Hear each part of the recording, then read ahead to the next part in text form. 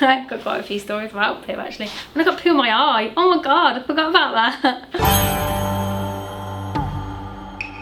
What is this? I thought this was a medical educational. There was actual poo in my eyelash.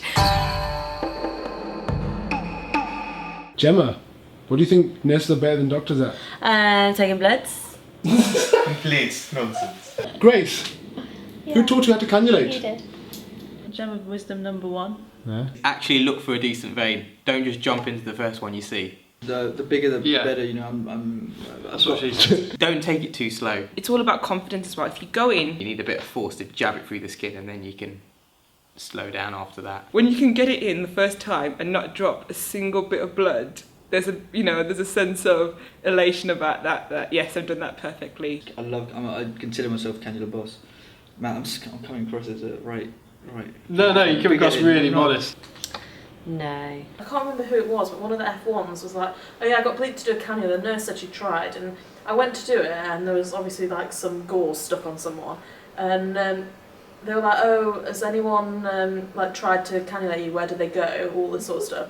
The patient was like, no, they just came and stuck some gauze on me, and I don't know why.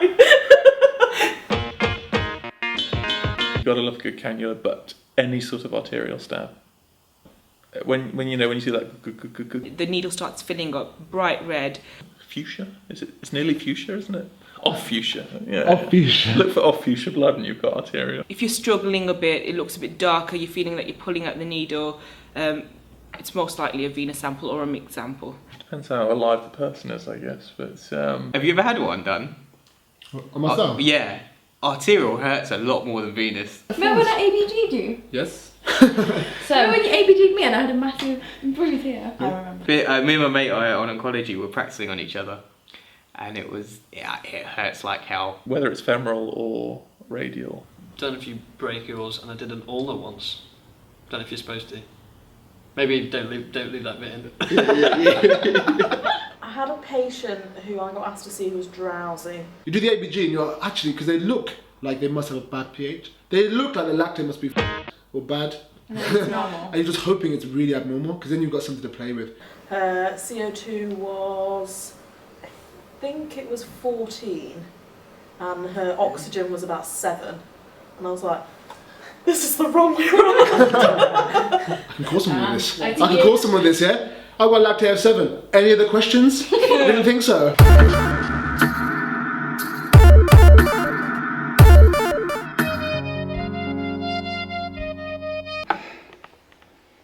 Some of the best junior doctors are the ones that come in and have, they're open to all sorts.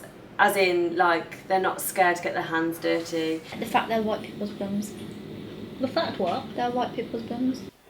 He flicked it off like that, and a little bit of poo just flicked across the room. Yeah. Is that useful? I don't know. Sharing is caring. Sharing is caring. Whenever you have to PR or PV, Should we make a video just about someone who's young, and they Like find your it own embarrassing. And age-ish. yeah, I find it It's like- embarrassing as well. I'm not the best person to say this, but My finger is smaller than a poo.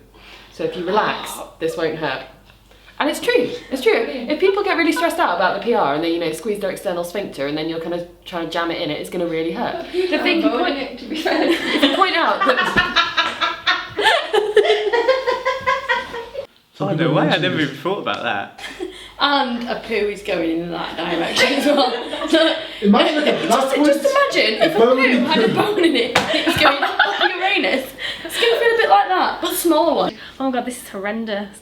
Can I just say, I would like to be cut out of these videos. I have an embarrassing story of a friend who went to PR somebody and just happened to decide to wear an apron that time and went to PR this poor old lady. When he withdrew his finger, and it was just everywhere, and he walked out of the bay like, ah! Yeah. Is that useful? I don't know. I suppose what I learned from that is even when you get those really dark moments, you end up learning from it, and later on you can see that actually they really help you in more situations than you realise. Yeah, just give me a second. I'll just give a think about that.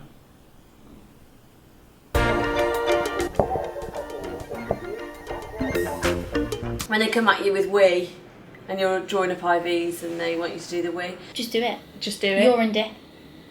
Hate doctors We had, that don't do urine dips. I know how to do it, I just don't want to do That's it. not what I heard. Taking the piss a bit. Ronnie, what's your favourite clinical skill? Not catheters, definitely not catheters. What do you prefer, cannula or catheter? Catheter. Cannula. Commode or catheter? Commode. PR or catheter? PR. Catheter. Discuss. Why do you prefer catheter? Because. Good question. One indication that catheters are amazing to do is to relieve obstruction. He's got a point. He's got a very hefty point, actually. Yeah. This guy, he's a lovely sort of 80-year-old man or something. Every day I saw him on the ward, and his wife would be there at lunchtime. And like, honey, that's the guy that got the catheter.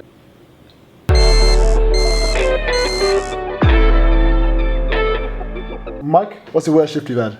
Yeah, it's gonna be the infamous weekend on call. It's the bane of my life, and it makes me want to cry a lot of the time. I hate weekend days. Weekend days, no matter what speciality you're doing, is the worst shift. The junior doctors have to rush around all the wards.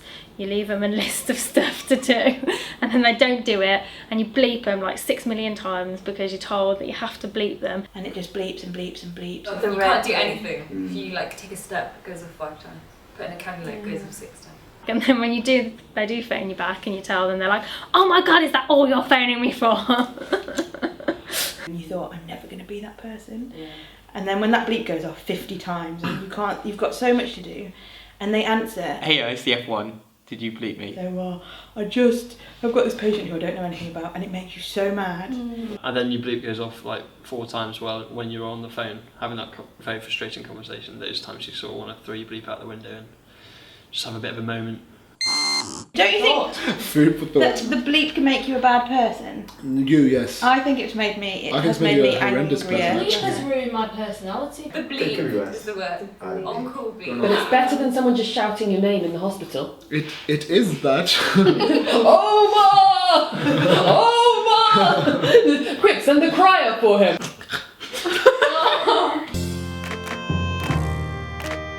Have you ever cried at work, Gemma? I have cried at work, yes. I have cried in situations where patients have died. The first patient that died on me was, I almost started crying, and I'm not an emotional person. Have you ever cried at work? I'm actually not, and Never? I really thought I would at some point during the year. So there's I've truth. heard of a lot of people who haven't cried. There have been numerous female tears shed. Female tears, they come out, yeah, with a swag in their hips, yeah. Water might have leaked from my eyes on a couple of occasions. There's another type, there's the internal crying where you kind of well up inside of it and you feel that emotion, but physical wetness around the eyes doesn't come out. Yeah. So I've certainly had those moments before, but actual tears, no. Yeah. But I understand you do get attached to some patients or some stories. Especially seeing as as an F1, as all of us juniors, we get to know the patients most. We see their relatives, develop a connection, a rapport, and then suddenly when they pass away unexpectedly, it's definitely a bit of a tough one. I think that kind of does affect you a bit. Does it? It does. Because you get an insight into what it's like to be a human. I mean, you already know what it's like to be a human, but this is from another point of view. I think we're quite sheltered in our society from death and dying and illness. And you feel the weight of it is so heavy, it's horrible. And then you start to realise that actually people do just die, and that's the way it is. And some people you're never going to say if they are going to die, and everybody knew they were going to die, but you feel personally responsible. But you're not going to survive if you carry the burden of every patient you see. That's true. So you have to, and that's part of the. I don't know. That's part of maturing, I think. You might that's part survive. But I do. To clarify. I don't know. Yeah, edit I don't that. use it.